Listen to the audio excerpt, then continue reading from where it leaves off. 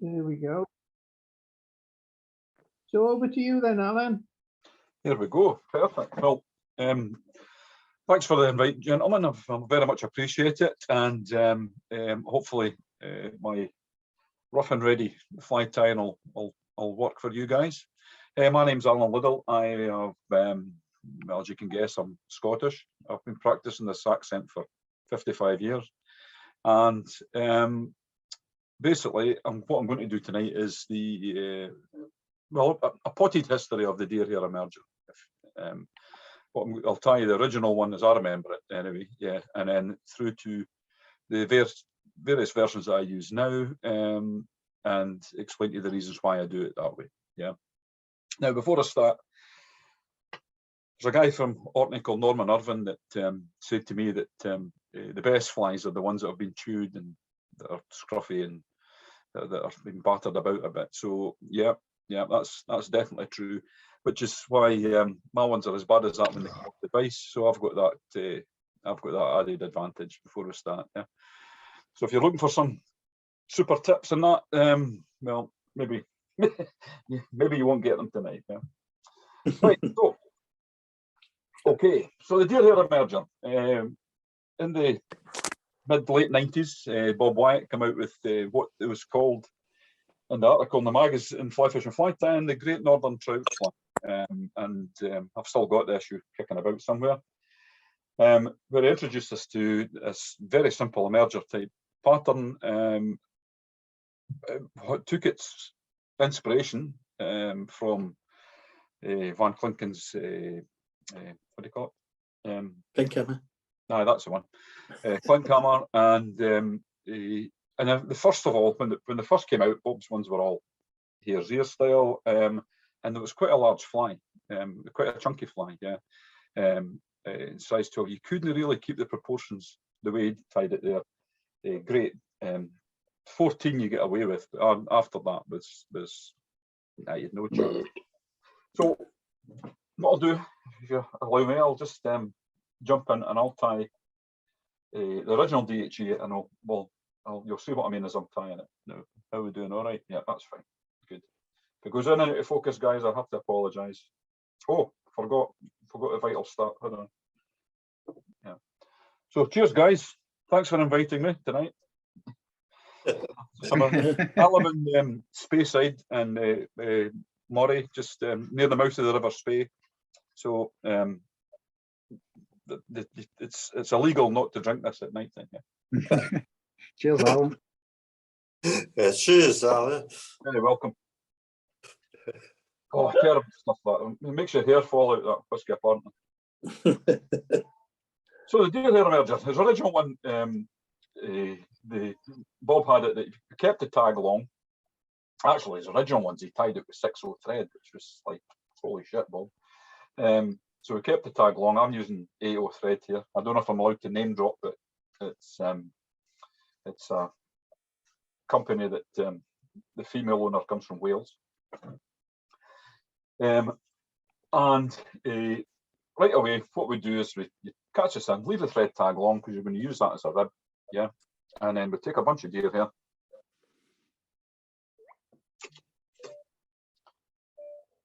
Stack it.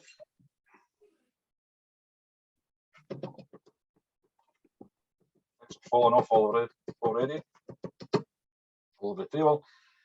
Take your stacked deer here, face it forward because the wing's going to sit forward. Just kind of line up the tips a bit, tidy up a little bit. I've got a wee bit too much here, but that'll be all right. Compress the deer here. Now you can throw some wax onto the thread if you want. I haven't warmed it up yet, so I'll not bother. And then you're just straight into the wing. Lock and turns. Don't be shy. Take your rib out the way. Pull up all the tag ends. Come on, scissors. Now, normally, I'd be tying this onto a light background, so if I cut the thread, I'm going to blame you guys, right? Trim that out the way. Take all these, any loose fibres, just tidy them up. You don't have to be too tidy. And what I do is I lock the wing in between my finger and my thumbnail, and just throw in a few more locking turns. Obviously, if you wax that, then yeah, it's not going to move the same. If it does get dragged around a bit of thread drag, just pull it back up again. Just twist it back up on itself. Yeah. All right. So I've locked that in place, and then what we do is lift the wing up itself, come in and underneath, right at the front, and right tight to the base of the wing there, throw in a few locking turns. Is that coming up okay in the camera? Yeah. Yes. Yeah. Right. So what we've done there is that you've actually put in like so you've tons of thread in the back, locking the tag ends down, and you turn the thread at the front, locking it in place. So it's forming like a V. Yeah. So that's that wing secure. Pull the bug forward out the way, and then we just build up the body. Yeah. So the original ones, Bob had the bodies and the tag ends tied tight, locked down and covered up, and then you form your abdomen and the fly and the taper just by going. I'm going to buy a white phone because I can't see a flipping thing here against the black background. Yeah. That's the whiskey. If it wasn't for the whiskey, then I wouldn't say anything at all. Yeah, so and then we just touch and turns up and down, and then just get our taper. I probably actually be better tying it if I look towards the computer because I can see better there.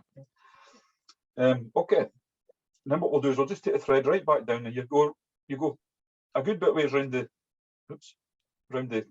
curve of the hook. This is a lightweight grub buzzer hook. What is it? Sprite S2100. Can I interrupt a minute there, Alan?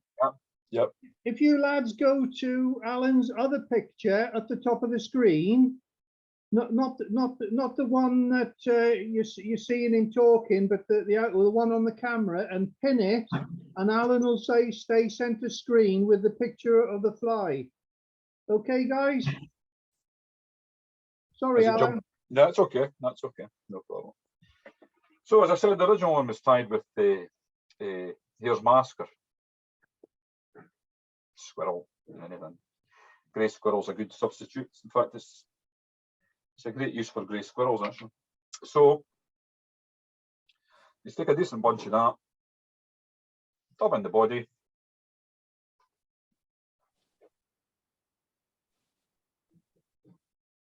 Slide it up, and then we will just wind that up. Take that tag out the way, that thread rib tag out the way. Just come up here like this. For a wee bit short, but that's not a problem. That's actually came out okay. Flatten your thread you're using for the rib. Take your tying thread to the front of the wing, yeah.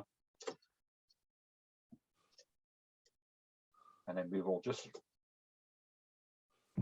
very quickly run the thread rib up. You're getting that contrast in colour with the black thread onto the grey. Yeah. The abdomen, yeah. Just bring it right round to the front of the wing there, and again, we'll just lock that in place. And we just cut that out of the way. I will cut it out of the way, like that. Yeah. So you see, you've got this shaggy, scruffy, bug-like body on the fly, yeah, and still a decent wing at the top. Now to finish it off, what we'll do is take some more hare's mask. If you can get a few spiky guard hairs in there, it makes it even better. Yeah, and you're dubbing. It's quite heavy. You can see that's quite a heavy dubbing rope. Yeah. Yep. And then we'll just take that and right to the base of the wing. Wind it on like so. Bring that forward, and then we'll just obviously finish the head of the fly. If I find my flipping tool, there it is. So I'll finish it with just a couple of finishes. What I'll do is, because there's a lot of soft material there, I don't like coming in afterwards with the needle and the varnish on the needle, because you can catch into the thorax, no bother. Yeah. So I'll just take my wax and my varnish, I should say, and I'll just drop that onto the thread itself. And then a second whip finish, if you like. So I've locked the one, or varnished the one I've already put in place, and then I'm varnishing that one as I do it. There you go. And then we cut this out the way. And the final step is we take a little bit of Velcro scrubber and then just take that thorax up. Take the thorax up and into the wing. So when the fly's finished, you will get, if you've done it right, you'll get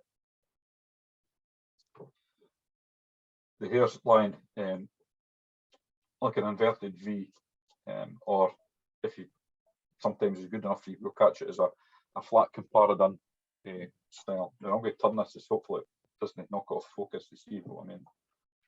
You see that okay? Yeah. Yeah. Yeah. So what you're saying is that everything's in front of the fly there, underneath the flat.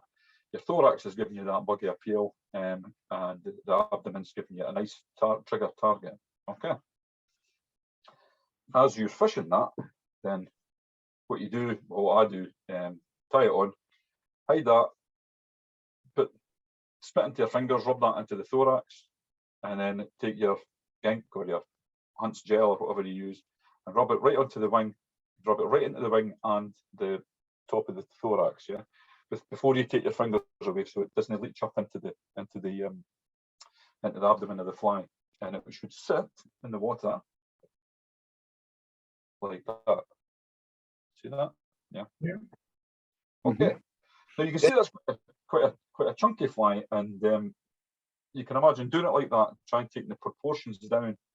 If you're stepping it down into a size 14 or a 16 even, then you're going to immediately start to have bits of problems with that. Okay. So that was the original one. Tying it like that, still perfectly serviceable, and it's still really good as a searching pattern. So just going into water and doing some blind casts and fishing for the pockets and the riffles and searching trout out, then that's certainly the way that you could use for that bigger fly. It seems to have a bigger target that can work better in those situations. However, any questions on that, guys? You all right with that? Oh, that was nice. Oh, God. Yeah. It's lucky. I've tied about, I don't know, I've tied about 100 of these now, and that's the best one. What size hook are you using? So that's a size 12, yeah. So the originals and Bob's ones were originals of 12s, actually 10s as well, yeah. But a lot of the places he was fishing on the rivers round about Glasgow and Clyde, and you were going to imitate it. But if it was up north in Aston area and little streams that are up there, then bigger and high catching in these little wild streams was worked better, yeah. Unless you're trying to match a hatch, of course. So immediately, right away, I liked it as I said, as the ear version. But to me, that coloration, if you like, would be more representative of like a March Brown emerger, as opposed to an olive. Yeah. Up here, LDOs reign supreme in the rivers that I fish, and then you get some olive uprights, and then after the LDs, it's blue wing olives. We have March Brown hatches on, well, actually the 3 rivers that I fish most would be the Spey for trout. Biggest trouts in Scotland are the Spey, guys. Access is a problem too.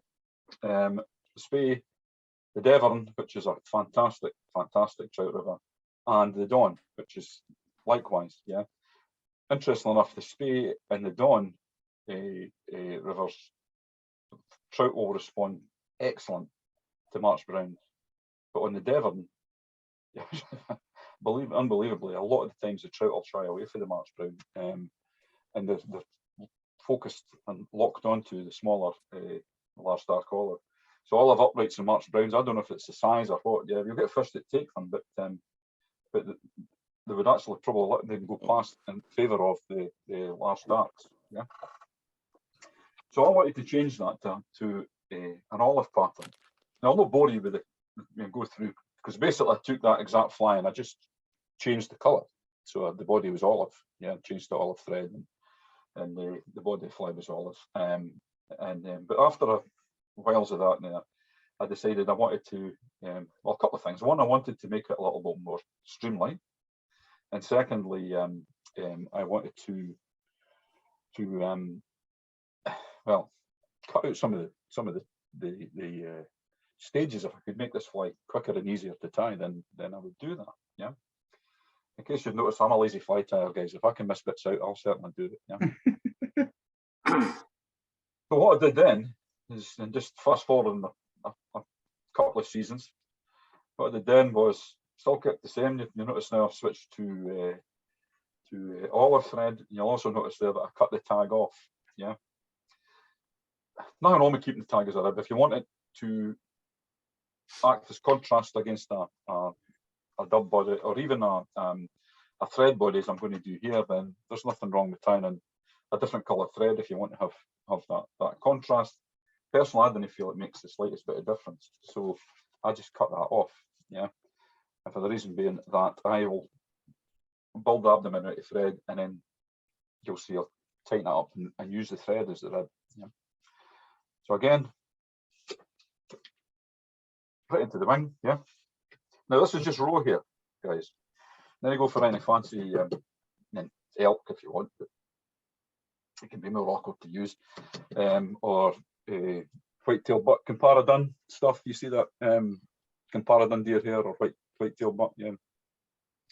Watch out with that, because the fibres for this style of fly in particular can be too short and a little bit too dense, and you don't get the same grip. You actually end up with if you thought that last one was a flat body, you end up with one that's even chunkier, because you're throwing that many thread tongues in there just to try and secure that hair in there. So bog standard common and garden row hair off the back of the beast, perfect for your deer hair pattern. Anything that you're going to use in Scotland, that's for sure. Okay. So quick stack. Was the original Bob Wyatt, was it, Alan? Yes, Bob's the original, yeah. So Bob Wyatt, he's the creator of this, my favouriteest of all time dry flies, yeah. And he knows it as well. I fish with Bob every now and again, so I just have to remind him that my ones are better. So, again, catch this in. Now you'll notice I've come about a third of the way back. I should have told you that the first time, but a third of the way back along the hook, yeah. You soon get, I've tied that many of them, you get used to just throwing the thread on where you want it. What I do see is the problems, a lot of commercial tied ones in that, the guys have got too far forward, so you've not got enough for the thorax. And likewise, if they're too far back, their thorax is too big, so your wing's halfway down the flank, yeah. So you're trying to break, if you took it break it into the rule of thirds. So you've got your wing and your thorax is in the front third, and then the middle and rear thirds is all your abdomen and rib, yeah. So, hope you can understand my strong Scottish accent. So there we go, just the same again. Catch in, tidy the back of the wing there, with the tag ends, take them to the road, clean all that. Just have a bit of support the deer here. Throw a few lock and turns into there. So you're lashing down the hair. Come in, throw your 2 or 3 turns at the front there, just to lock that wing in place, and then just do the same again. This time you'll notice though, there's no, as I said before, there's no thread tag that's going to act as a rib. There's nothing like that to keep in the way, but they get in the way. And then what I like to do now is, instead of that big fat body, I'll just take the touch and turns down. So I'll run the thread down once, right around the bend of the hook, yeah. Tighten my thread up, so I'm spinning it now if you can't see it. Anybody that works one of these, what's that, bobbin holders? Right, bobbin holders, do you like them? Yeah. Yeah, they're good. No, chuck mine away. A pain in the arse when you're spinning them, so aren't they? Yeah, I chuck mine away. Yeah.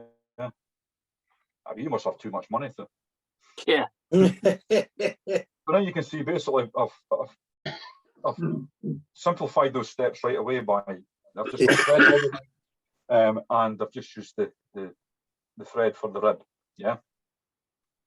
Now I'll come straight into just the same again. You just go for spiky guard hairs. Olive, nice buggy dubbing. Yeah.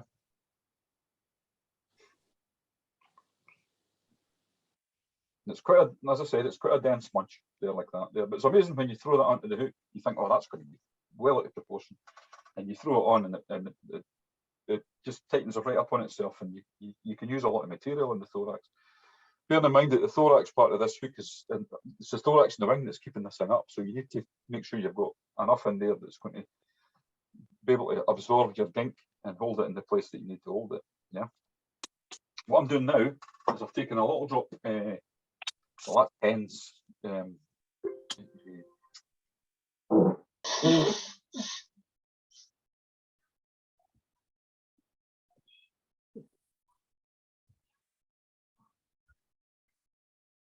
Hands gone, folks. Yeah, I know, I've clicked on the wrong one. Derek, leave it alone. Well, somebody was talking in the background. We'll never know, Derek. Can't hear Alan. Hear me now? Yeah, that's it. Good. Well, let's be finished, guys. You know.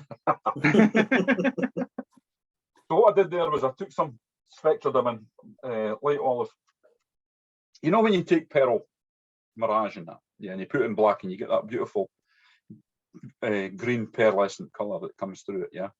But when you put that same tinsel onto other colours, base threads, red and green and shit, then you don't get the same pearlescent green coming through that you get when you've got in the black.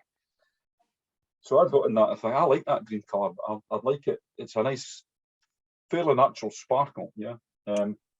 So I just struck on it. Initially, I would use olive glister, which I still do, and now I just use olive hen spectrodum, as I said, or the peacock green stuff from Centerfly. And so what I've done there was I overlaid that on top of the dubbing rope that I'd just done with the hare's mask. Yeah, and you can buy all these things with these dubbins with the flash tied through them or mixed through them already. Yeah, but then if you do it that way and you just lay it on top, then you've got more control on how much flash you want to put onto that particular part of the fly, if that makes sense. Yeah.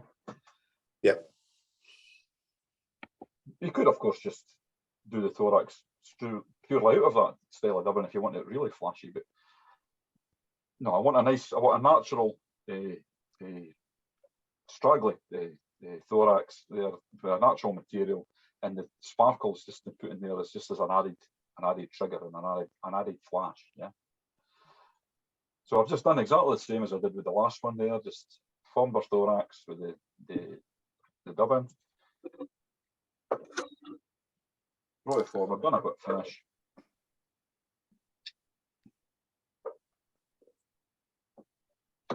Varnish on the thread. And then the same again. Yeah, okay, if you put the varnish on the thread, somebody's going to point out that you're going to end up with varnish on your whip finish tool. Yeah, you do, but you can clean that off. If it gets too sticky, you just clean it off. And that's it. Yeah. Yeah. Again, turn it around, brush thorax, up into the wing, pull our wing forward, and it's just exactly the same. You wet the abdomen, cover it up, and then put your floatant onto the wing and the top of the thorax. So that's the olive version. What I'll do, tell you what I will do, probably make it easier. So I'll take it out of there. This might make it better to see. You see it better that way now. Yeah. Yes. Yeah. Yeah. There you are. See. Profile is really thin. So you see the body. Yeah, the profile is really, really thin. Yeah, doing it like that. And that's basically, I still use lots of these and tie them just that way. There's different ways of tying them, as I said. I'm going to show you a couple of different techniques, but the fact is that that either, it doesn't really matter how you do it, it's the profile of the fly that is more important. Yeah. So what I'm going to do this time, I'm actually going to drop down to a size 14 hook. If I can get it to go to the device. Speak amongst yourselves, guys. There we go. You see that? Okay. Right. Yep. So this time, I'm going to make things even more simple and speed up the process even a bit more. Yeah. So again, catch the thread in. Yeah. Take out the tag end. You need that. Okay. And I'm going to purposely put in a wee bit of wax this time. So I would say that you get away with if you're tying the wing down the way I've tied it. I showed you already where you're covering the tag ends completely and lashing it in that. Then you get away with the wax. Your wax threads enough. Yeah. If you're going to do what I'm doing now, then you need to put in just a little bit more wax. And the reason for that will become apparent just in a minute. Yeah. Beauty. So that's this into the hair ring again. Now, anybody that ties in the living room, you guys are older generation. You probably doesn't matter that, but I tell all these young guys that come in and say, you tie flies in the house. Do you tie them in the living room? Aye, yeah, why, aye. And your mum's watching the telly. Yeah, says you need to use a stacker, and then you hit it on the table like that because it really pisses them off. Like. So, same again. Come in with the deer hair. I've got our wax in the thread, and then this time, no rocket science. We've locked that in place there like that. Yeah. This time, okay, what? Right, I'll tell you what. That's how you know to do it. Okay. Whiskey's working well. It's not. That's actually what's wrong. Right. You see, you're rushing. Take a big sip, Alan.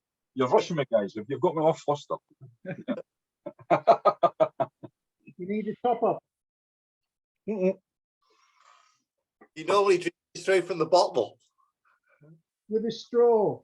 Not that posh. With a straw. What is it, like a cocktail glass or something? Right. Start again. Right.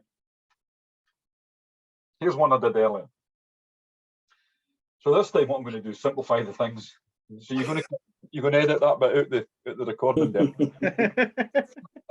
So I'll simplify what I was doing a bit, a step more. You see, I've dropped that down to size 14.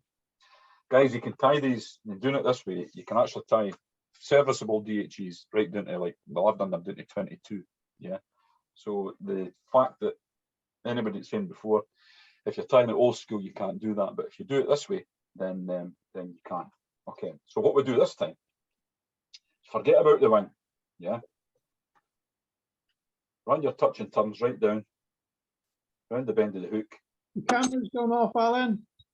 Oh, hold on now. I wonder what happened there. They should have done that 5 minutes ago when I made that mistake. Probably just needs refreshing. And seeing me. I can see you now. What's happened here? So So you need to, there we are. Please wait. Is that working? no, that's on you now. So you need to switch to the camera. Side view. Oh, what's happened here?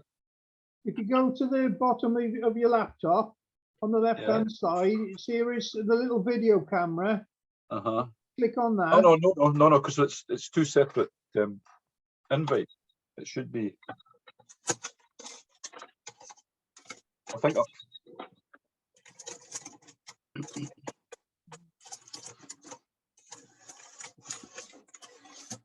I'll see what's happened. Hold on, guys. I'll come back in. It's knocked me out the meeting altogether on this camera. Yeah. So if I come back in, Derek, join video, then you just let me back in there.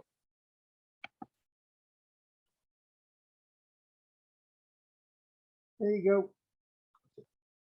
3, and then I just turn that around. And there. Yeah. I never thought that. Where's my camera gone? Where's the? Why is it not? Where am I? Can't see.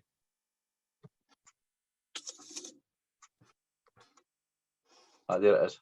Yeah. So if I pin that in the middle. This is the first time Alan's ever done one of these, guys. Doesn't show at all, you know. It was going so well. Yeah. So where did I get to? You know what? I've got you. You know what? It was going great as well. You know, I have no idea how long I've been practicing this. So size 14, we'll be able to drop this fly down much smaller size, as I said, if you do it this way. Yeah. So catch your thread in, touch and turns. You can take that tag end out of the way, and then just touch and turns. We'll run this down to form the abdomen. Tighten the thread. It's not supposed to do that. Tighten the thread, and then we'll just use that as the rib. Come right back up to about a third of the way along where the wing's going to be. Yeah. So you can't really get the body any thinner than that. You've only got one funny thread down there. Yeah. So this time, be a hair.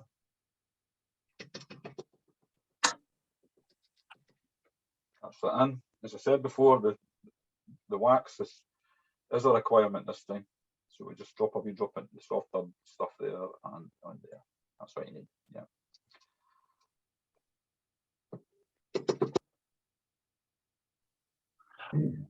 Cobbler's wax is good. I like that. I like the cobbler's wax. The only thing is it makes it's everything all dirty. Yeah. There's a few dropping tag ends. I'll just pull them out the way. Come in here. Now you can set your wing long and short, but remember you've dropped the hook size, so keep it in that proportion. Yeah.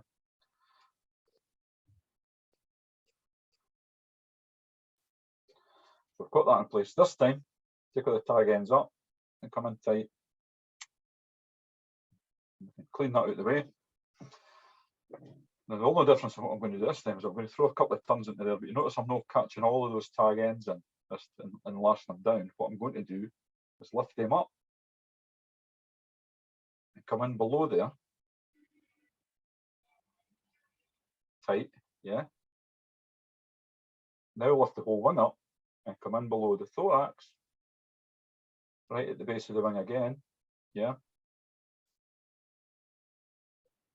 So you've got that inverted V that I was talking about before that you've locked it in, but this time you've left the tag almost like a spur wing, if you like, yeah.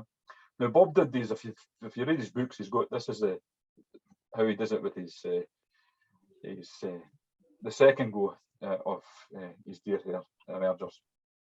So I'm not claiming that as any eureka moment for me. That was I stole that off. I saw him doing it, and I thought, oh, that looks actually an easier way. Yeah. So again,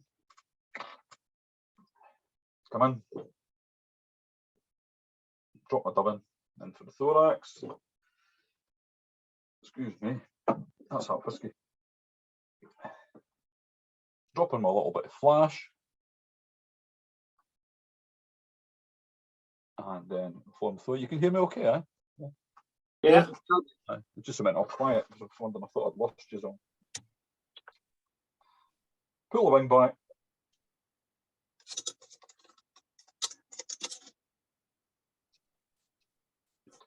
Drop our dubbin in. So you're forming your thorax. I like to take my thumbnail and my middle fingernail and you grip behind the collar of the back of the eye of the hook, yeah.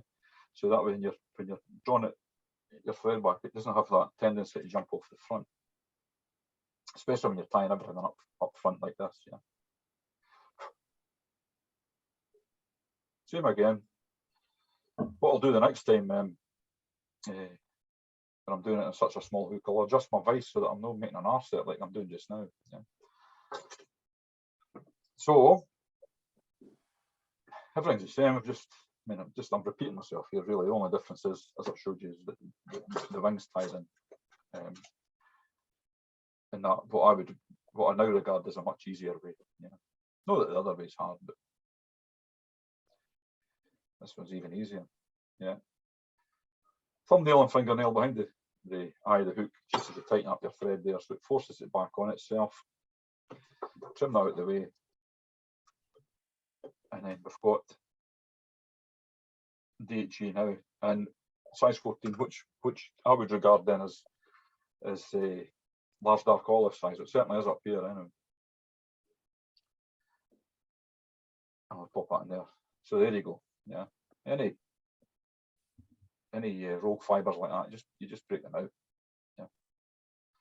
Okay. Mhm. Still got that. Compara done 3/4 round. Shaped it, but you see that's really fine profile. And it's a much more delicate fly than what the original DHE would have been. Yeah. You all right with that? Yeah. Very good. Any questions, guys? You got anything? Ask me something, for God's sake. Don't all shout at once. I love the lens on your the extra lens on your glasses. These little things, Amazon. Are they? Yeah, Amazon, just little you get like different strengths for the magnifier, but it's just an Amazon magnifier clip into glasses. You don't have to cut yourself off with the world when you put the big headrest style. That's true. Type thing. And it's not got the weight. These things are pretty heavy, that headrest things, yeah. So yeah, they're great. I need a lamp when I'm tying because of that, but a certain place I'm tying, I can't always have a lamp because there's no electricity. So that looks. Do you get the bracket as well?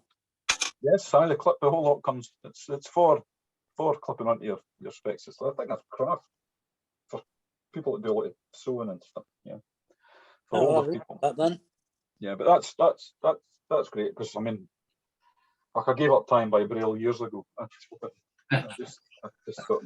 And a little head torch, Tony, that clips on your head as well. Mm-hmm. Yeah. Yeah. Then you could tie like a miner then. Yeah.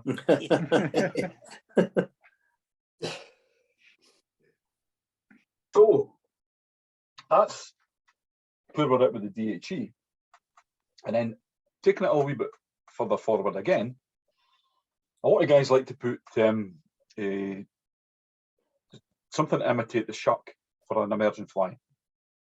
The problem with that is with the DHE, you're tying it at the bend of the hook. And the issue I found with that is that it can, not always, but it can upset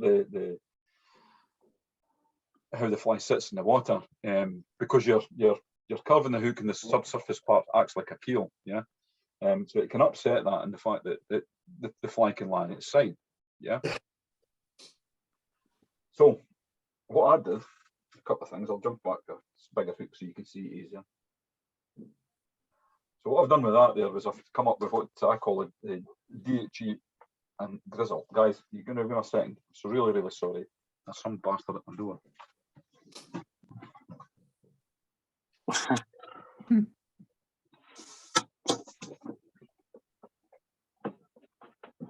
Did Alan say somebody's at the door? Yeah. Oh, bloody hell. He never said someone, he said something else, but Some bar steward, I believe. I'm not repeating it. Yeah, it's something to do with the bar steward. Yes, that's it, bar steward, yes. Awful. Poor etiquette that. Sorry. Bloody parcel at flipping 7:30 at night. Right, so back to what I was saying. So the shuck, yeah. Can and can't make that sometimes makes a difference, sometimes it doesn't. So a tie flies with and without, yeah. So just keeping to that very same tying style. I'll just catch our thread in. You'll be getting sick of seeing this fly now. Yeah. Take that out the way. This time what I'll do is I'm going to take a little bit of pearl microblint, yeah? You see it there? So pearl microblint, yeah? And we're going to use that as our shuck. You can see it's starting to fray there anyway, so that's great, yeah.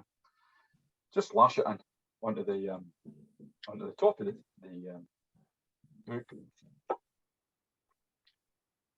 Trim that tag end at the way, again, need that. Now we'll just take our touch and turns, exactly the same as before, and we're using, and this is going to represent our the shuck on this emerger, yeah. You can use craft fur and maybe tufted predator fur or fibre or something like that if you want, yeah. I just like this because it gets that that wee bit pearly flash in there. Also then is I just take this and then draw it out, and you can see you've got the nylon fibres in the middle and then your little wee bit of pearl tinsel. And cut it down so because it's only just a wee tuft, a wee tag that you're wanting. Yeah, so you see that? Now that's the one that's going to make your fly tip on its side when if you tie it original deer hair merger style. But if you're using craft fur or predator fibre, excuse me, you can get a little bit dense, and that can have a tendency to throw the fly on its side. Right, tightened up the thread, and then we'll just bring the pattern back up. And then, as I said, it's just the same. So I'll speed through this bit because you've seen it plenty.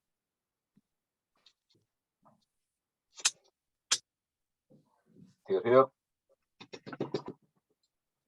Keeps going out of focus, Alan. It's probably because, is that better? Yeah, okay. It'll be because I've taken my hands away. Yeah. Sorry guys, we'll just have to bear with me until I get a proper camera. Or a dongle. We're back to dongles again. Yeah. I'm sure there's a song about that. Yeah. It sounds like the type of thing you'll get from Australian. Anyway, we'll just come in here. Keep that tag ends showing. Lock it in place under the tag ends and then lock it in place under the front of the thorax. And this time, yeah, just to give it extra stability, we will take a grizzle hackle. So that's a saddle, genetic, and then we shall pull that wing back, catch that hackle. We're supposed to catch the hackle in, front there. Stem it away. Now this time, because you're using the building the thorax up by the use of a hackle, you don't need to bother with the dub thorax, yeah? Oh. I sure meant that. Yeah. I had to recover quickly. Yeah, so God's got a funny sense of humour. he's a pain in the Happens hole. to everyone. It's a pain in the hole. Ed's sitting there going, fucking hell, you never do that when you're tying in front of me. Yeah. Happens to everybody, Alan. It does. Of Everybody does it. course it happens to everybody. We're all doing the same thing. Correct. So what I do then is, so you've got that thread tab where you've got the wee bit of your thorax, and then you've got all these thread turns in the back there. So from underneath, it actually makes zero difference to how the fly fishes. It just doesn't look great, yeah. And so what I do is I'll throw out my first turn behind there, yeah. It also helps lock the wing forward, but I mean, to be honest with you, that doesn't really matter either, yeah. And then I'll just drop a couple of turns.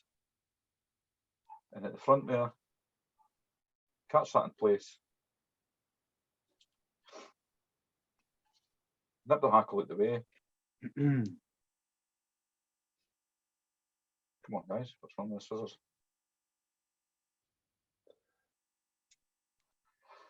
Nip that out the way. Draw it all back.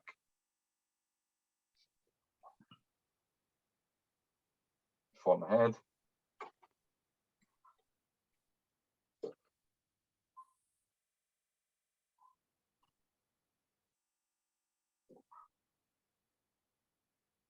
You do the same again, a double foot finishing the varnish, but I'm getting bored doing that now, so I'll just miss that out. And then what I'll do is we just come in with the scissors. So you've cut the thread there, yeah? So when you're trimming that thread off, catch all of that hackle underside and trim it away.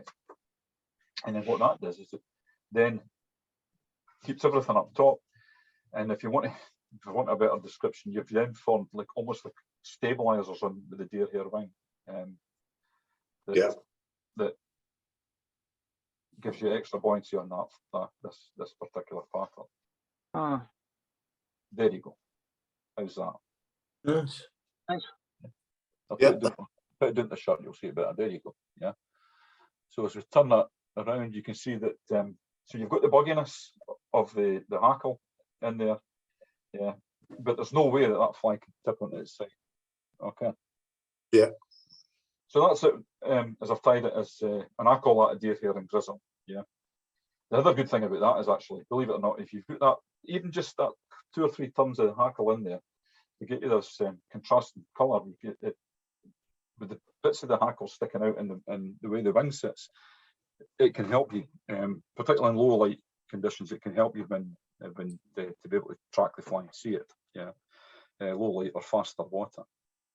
So we're getting towards the end now. I'm just going to show you one final little trick. Now I'm not going to be stereotypical and say I'm a miserable Scotsman. Too late. Yeah, but well, you don't know what to waste things, do you know? Yeah. So what you can do when you've tied the wing in there like that, there's not only your fly gets torn to bits and then you throw it away.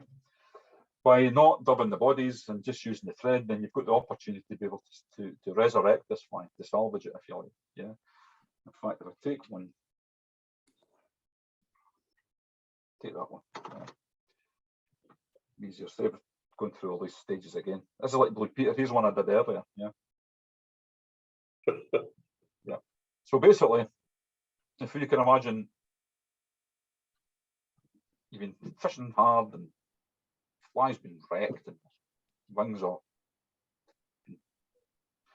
plucked out, and it's now less than half the size it was when you first started. And you either can't see it the same and sitting on the surface, or it's just not floating the same, or whatever. Yeah, for whatever reason, the fly's a little bit tired. Then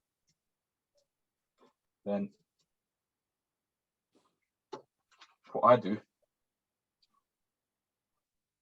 usually about half an hour before I'm heading out the door to go for a cast, I'm looking, oh shit, look, I'm no deer hair emergers left, they're all chewed up.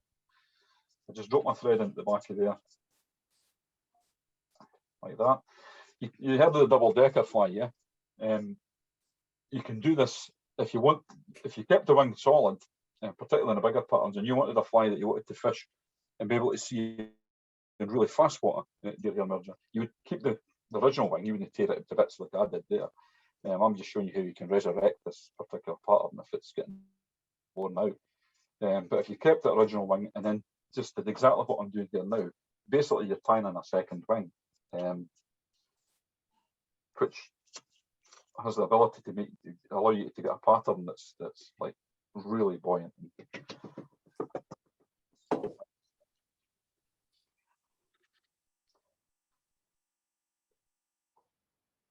Tidy that up, go in there, and you just tie the wing in as you would tie it in, as though there wasn't one there at all. Just lock it in place, come out the back of there, come in below there. That's you locked it down there, and then I just take the thread and then I'll just whip it in below underneath the spur wing. We'll call it a spur wing, right? Tag end, and then nip out the way. And that, guys, as I said, it's an easy way to make a double decker. If you wanted to space the wings out, you would drop a tiny pinch of dubbing in between there, and then put that wing on. Yeah, so you get a bit of space out. Or if you wanted to just double the volume of the wing, just do what I've done there, drop a second wing in behind it. Yeah? don't try to try and tie it in the front of that there, because it's just never going to work. So if you tie it in behind like that, then it's going to sit there just exactly as you want it, as you can see there. Okay. So Brilliant. that's my DHGs, and that's why I've got them down to so skinny sizes, and well, yeah, they really work well for me. As I said, I keep some of the originals. I still use them for searching patterns. The skinnier ones, I wouldn't say they didn't work for searching. I just probably it's more a case of me having switched round to identifying specific targets and stocking up and picking fish off that way, rather than just going in carte blanche fish in the water. Just a change of fishing style. I prefer to spot risers and work up to them as opposed to just go in and fish blind. Yeah, but I'll do it if you have to. That's a difference. When I used to fish competitions, you did all these things, whereas now you don't do that. You can pick what you want to do and sit about in the bank and the rest of the time. Yeah. So any questions, guys? How's that sound? How did that go? All right. Good. Really good. Enjoyed it. Superb. Excellent. Excellent. So what's that? Oh, that's only it's not even 8 o'clock yet. I'm short changing you. All right, we're not paying you. No, that's okay. Not yet, you're not. When you come down to BFFI, I'll be expecting to see single something. Yeah, fine. One question, do you ever put coloured butts in them, like a green or an orange? Yeah. Sometimes I'll take really good. Or mirage? Mirage, yeah, fine mirage there like that on the bobbin holder. Put a wee pearl tag in at the back of that. That can be great. But the fact that I put the glister or the spectra into the dubbing a lot of the time, then that can do the same thing. You're not getting the same solid mirage hotspot, but you're getting the you're getting that little haze on you. Yeah, you get so when well, you guys will know when your olives are emerging, they give up. I can't remember what they call it. It's like ephemerthid fluid or some shit like that. I can't remember what it's called. So you get this. That's where your pearly colour comes from, and they're secreting that there to burst the shuck, as opposed to a buzzard that pumps itself full of air and then or blood and then splits the shuck. So I think that a lot of times for me anyway, I think that's where a lot of your pearl attraction come. That's why the lock onto that. Something I picked up with Bob Proctor, we fish together when he's up here, and it was just sitting there on the bank for rising fish, talking a load of crap as anglers do, and they come up with that, and I thought, yeah, that's a good idea. So what I will say though is that particularly in Clearwater is that that can have an adverse effect. I've had fish shy away for the fly because I think in that particular instances there, these flies were too shiny, or I felt that. So you're going back to the totally drab pattern, same fly, same pattern, just totally drab, and then it's working. Yeah, maybe it's just because the second time I casted it, the fish better or what, I don't know. But Alan, something I've noticed over a period of time, when I've been tying flies, a few of the guys I tie flies for, they want them tied on both shiny bronze hooks and black hooks. Yeah. And they'll fish them depending on the light conditions. If it's quite dull and they're wanting a wee bit of glint, sometimes they'll just use the shiny hook. But if it's too bright, they'll use the black hook. Yeah, that's a wee bit of throwback to gold hooks and silver hooks as well. So yeah, doing that. Yeah. I'm not entirely sure that makes up. I've seen it happen myself, fishing with a few of the guys a good few years ago, fishing dial bass, and they're all fishing away and nobody's catching anything, and then all of a sudden it was the exact same pattern but tied on a black hook, and the fish just switched onto it. It was fish after cast, but they wouldn't take it in the bronze hook. That's interesting. Handy tip that, Ed. Pardon? That's a handy tip that, Ed. Can you hear you, Derek? I said that's a handy tip, changing the colour of the hook. Change the colour of the hook, yeah. Something that I've been doing it. I've been tying a lot of flies over the years for a lot of the comp boys, and one of them in particular is a really good friend of mine, and he will not differentiate from that. Anything I tie, I've got to do them both on black and bronze hooks. Mhm. I've seen it with my own eyes. I mean, it definitely does work. Yeah, But okay, it's well, knowing when to do that and when to switch. This guy's been doing it for years. well, that just ties in exactly what I said there. That sometimes I've had, and I've noticed that fish shying away for the fly if there's Too much. got a Too pearl much on tag it, in it, aye. Yeah. or as I showed there when I was tying in the shuck style of things, that I've had fish shy away for it. They're just like, well, they're not shying away for it. They're just totally ignoring it. They're rising, they're feeding away, and you're dropping these flies coming right through the seam, and they're just totally ignore it, and then you change to a pattern without that, or a more drab pattern, and then it works. Or the other thing is you would change to, what I'll tie for you just now, I'll show you the what I call a deer hairs and grizzle, which is just a comparadin, but still following on that same principles as a DHE. So if you go to the flat profile, and the fish can be locked into that as opposed to the merger. It's funny too, because when maybe I've maybe refined it too much, but I never really seem to remember that ever happening very much when I was using the great big fat DHEs when they first came out in the 90s. But maybe I just wasn't paying that much attention, to be fair. Yeah. I certainly didn't try and target the bigger fish the way I do it now, by spotting them individually and then sitting on that one fish for hours on end just to get that the trophy shot. Yeah. The other good thing up beside me is that the waters I fish aren't really that particularly hard fish, certainly not for trout, so I didn't have that same issue with spookier fish that you guys would get down the road. Yeah. Which is true. It's good. You come up here and guys are crawling about, and if I'm guiding them and you're saying, no, just get up and go up and hit them properly. You're farting about crawling in the bushes, guys. You have some degree of stealth, but don't be flipping going about like the SAS. Just go up there and catch it. That fish has never seen you before. Just go and get it. Yeah. Whereas you go down to the Clyde, and as soon as you step out the car, everything in the next 300 miles is flipping gone. Yeah. You've no cover in the Clyde though either. No. Well, but a lot of the places up here that the fish are quite open. Yeah. So as I said, well, as I'll jump on. So as we touched on there, we're saying that sometimes the shine on the fly can spoil it, and sometimes it can just purely be the profile, I think. Yeah. So switching to a flat hook, this is an L5A. Love these hooks, I have to say. My favourite. What is it you say? It's an L5A, Partridge L5A. So, yeah. If you don't like them, too bad, I do. Yeah. So the principle in the tie-in sequences are just the same. The only difference being two things. One, you're going to put a little tail into this one, which, if you remember, I should have some called De Leon kicking about. And if I haven't, then I can easily get some. I didn't expect to tie this, so I had everything out, thinking, yeah, this will be, well, there it is there. This will work, yeah, but that's fine, I've got some anyway.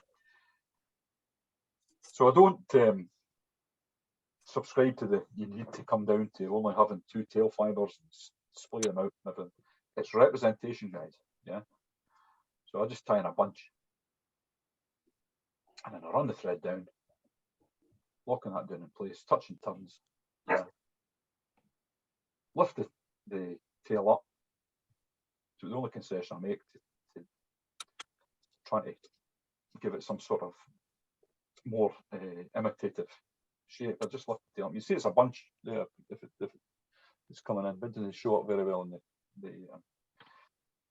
video. But so it's not just 2 tail fibres and then or 3 tied and separated out. I've just lashed that onto the hook and then tightened up the thread and brought it forward to rib the fly. Yeah, that's it out the way, and it's the same as we did before. So you're just taking your deer hair, stacking it, just to line up the tips, You'll notice there, that's another tip actually. I don't clean all the underfur or anything off the deer hair, yeah. And I've been asked about that before. Well, I'm only tying in the very tip, so there's nothing up there that you need to worry about. So you're just giving yourself more work for no specific reason, yeah. So if there is any, this one's, but it's not too bad actually. That the patchy skin's not got a lot of underfur in it, but as you see, there's not a lot in there. But I'm only using the tips, so there's never really an awful lot of underfur in there, yeah. So it's just that, same again, 3 thumbs and lock it in place. The only thing you have to watch this time is you didn't then go and cut out your cocktail tail, which I was just about to do there.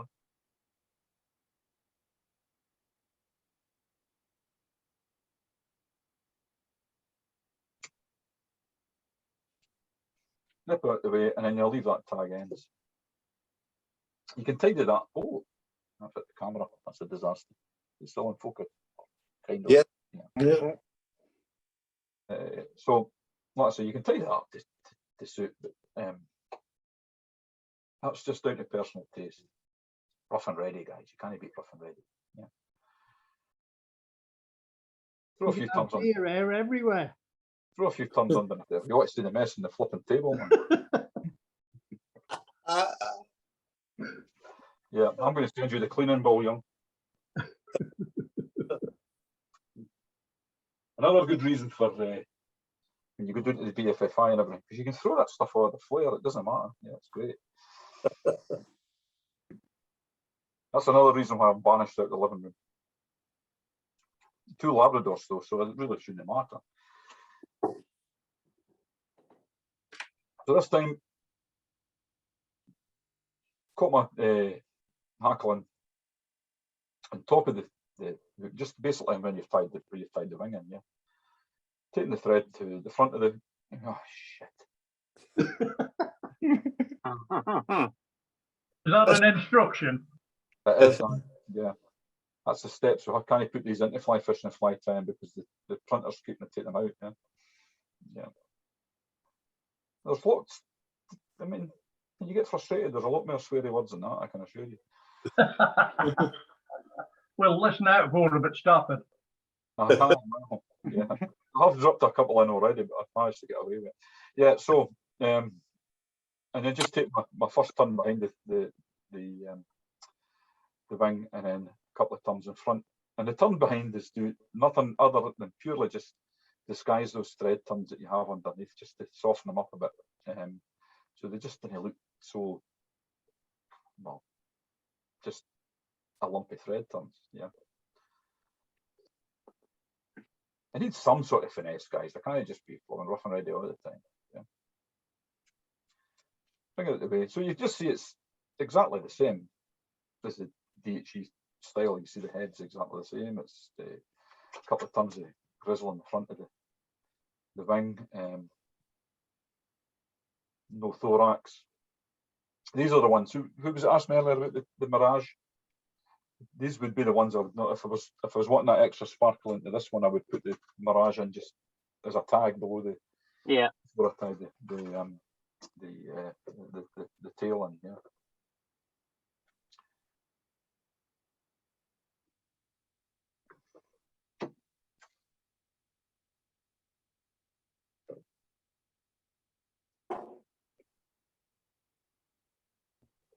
So there you go. I've just varnished the whip finish that I did, and also the one before that. So I was tying the varnish in, if you like, and then just tidy this up a little bit.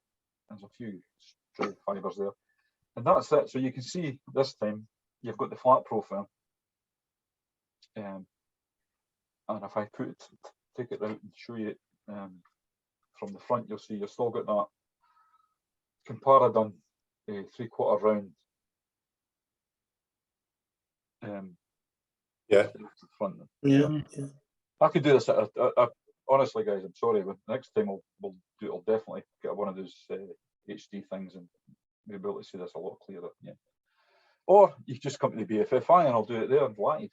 How's that? Don't come before 3 o'clock in the afternoon because you'll not understand anything I'm saying after that. Yeah. So there we go. So that's what I call a DHE and grizzle. So just the comparative style dry fly, which is, yeah, have them both, because there are times when just switching the profile of that fly can make all the difference. And that's it. So I suppose it's really just observation. You're watching for fish locking onto the duns, etc. But I heard it before. Guys have said to me that trout didn't take duns and they prefer the emerger every time. And yeah, well, yeah, not in my experience. It doesn't. Yeah, just some point within the hatch, the fish will lock onto one or another. But if you're fishing for an area where there's several trouts rising, then fair dues, you could probably do that. But if you're going to sit on one specific fish for a long time, then you will get a lot of refusals. You're going to have to just keep working till you get it right. Yeah. Or do what I do when you get fed up and you've been on that fish for ages and there's a good hatch going and you just thought, look, this fish is just not meant to, throw a stone at it. Yeah. Because then you just completely wreck that bit of fish there, and it forces you to move on to somewhere else. Otherwise, you're going to sit there all night on that one fish and go home frustrated. Meet up with your pals in the car park and say, "Oh, you should have been 500 yards further up. What's in the things that were up there, man?" And it's like, right, okay, yeah. So that's what I do. 6 casts, doesn't work. Throw a stone, move on. That's it.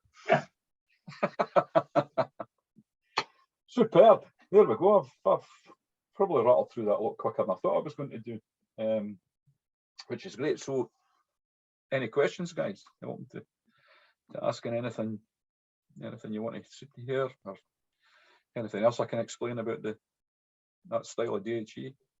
No. Well, it's been a great night. It's really humorous. We'll save the questions for BFFI. Yeah. Good. Do you get your whiskey, Tesco?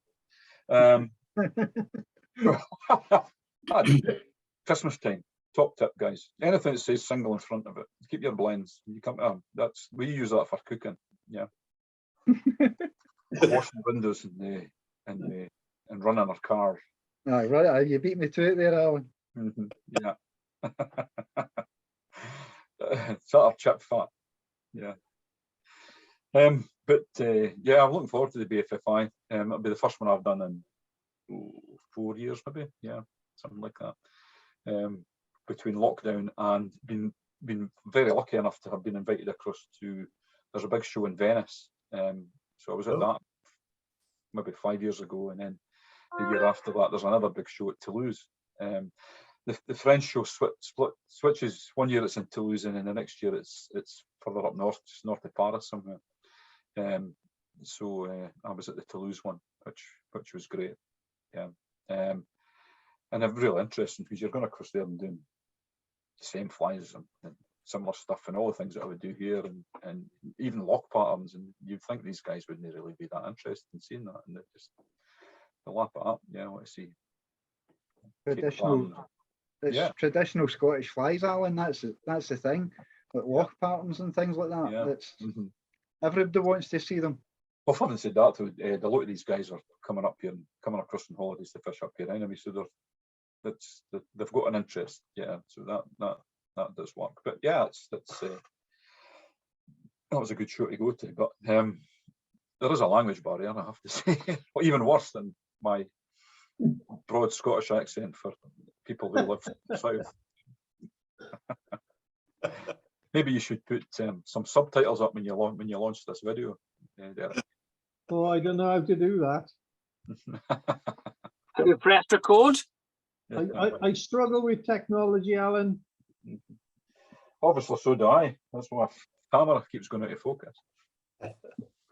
So great stuff. So come on, there must be something else you want to ask me. I've not finished my dram yet. I've got time. Yeah. Alan. Yeah. Alan, is it okay if we all descend on you at once? No at problem. the FFI? Yeah, not a problem. Yeah, just come to the big table. So in fact, I'm plugging now. I'm doing 2 guest slots on the fly fishing, fly tying table, 10 till 11 both days, and the rest of the time I'll be up at the in the Partridge guys. yeah, or at the bar. I'll take my vice to the bar. How does that sound? As long as we bring a bottle of whiskey with us. Yeah, Oh, as long as you bring a bottle of single malt. No, you don't have to do that. Honestly, no, I'm only kidding you. And I'll have plenty of that shit. It's fine. So you're all right. Yeah. Well, It's, Alan, I've got a Tonight. question Yours, for then. you. We'll Right, see if okay. we'll see if we Yeah. can get you and Ed sitting together. yeah, aye, because he doesn't drink whiskey, so I get twice as much. It's great. I do, but I'll be driving. I do drink. Ed, I've He's seen got Ed. quite- Actually, Ed's a lightweight, guys. He's too light. Yeah, just Aye, practices it. I'll be honest, I'm a lightweight. Just yeah, but it's a social thing. And that's what you get. As long as you're not, you've got to remember you're there. If you're demonstrating, you're demonstrating. People have paid money to come in and see that show, because I've seen some sorry states at the BFFI. I have to say that you start to wonder why they even bother going down there in the first place. And go down there and just going to take your vice then, because you're not really going to touch it. Yeah, so good stuff. Either that or pinching stuff. Pinching stuff Mm. or pension stuff. What was that? Yeah. Light fingers. Oh, here, aye. Aye, it happens. That's not funny actually. It's yeah, it's a worry when you're at these things. Thankfully, touch wood, I've not had anything drastic yet, but I've had usually they steal the flies. Yeah, but you go to show somebody a fly you've tried, or you've been demonstrating earlier, and it's gone, and I wouldn't mind, but they usually steal the plastic peg at the same time. Oh, you're joking. Aye, they lift the clip up, they lift the clips out your stand to have a look at the fly and then just walk away with it. In fact, talking about Venice, when I was across in Venice tying there was an Italian guy come across, and I'd been tying like some Danica mayfly patterns, and very actually very similar to that deer hair and grizzle, but on a much bigger scale. And this guy came up and he picked the fly up and he's looking at it and he went, "Oh, that's terrible! Look, that's terrible, and terrible." And he put the thing back down again and then went away for a while. And then he come back and he's looking at his fly again, and I caught him and he's just pretty good. I'm in a demo, and I just caught him in the corner of my eyes, looking at the fly again, and that's terrible. He went away, and he came back a third time, and then I never saw him again. And when I reached across to get the fly, it was gone. So it came in that terrible. He came back and stole it. Yeah. Alan, any word on the Scottish Fly Fair happening again? I would doubt that. Unfortunately, the Scottish Fly Fair, Scotland needs a fair. I have to say, so we could hold a fair up here, but sadly, listen, politics and fly tying, I know, and fishing, I never get involved in that, but that was the death knell of that particular show. That and the fact that you don't have to put something on that's costing you an absolute fortune to launch it. You don't really need that. Yeah, I'd fill a tent full of my egotistical fly tyers tomorrow with no heating, no lighting, and they would just get on with it. Yeah, so you didn't need that to make it awesome. As long as there's a table in the middle, everybody with loads of drink on it, Alan. No, that's usually behind me, so you guys can't reach it. But no, you didn't need that. So a lower key version, hopefully, it's still there. There's still opportunity. There's obviously a desire there. We just need probably more Scottish guys to ask or put the word out. Can we have a show? And then somebody would pick up the mantle and run with it. It'd be nice, I've been at a couple of the ones up at Stirling, and I always enjoyed the day out chatting to all the lads and stuff. The things that take over with that one's is I tend to do most of the Glasgow ones at GAC, but that's not a tying show. That's just us. The Glasgow England. Aye, that's a tying section within a bigger open shop. Yeah, but it's popular enough that we can certainly be busy, even when the shop's not. That last one there in September, the shop wasn't particularly, footfall wasn't particularly busy, but we had guys standing in front of us, well, all 3 days. Yeah. So there is a draw to watch the fly tying. So it shows that there's a desire for that in Scotland. They just need to promote it better. Yeah.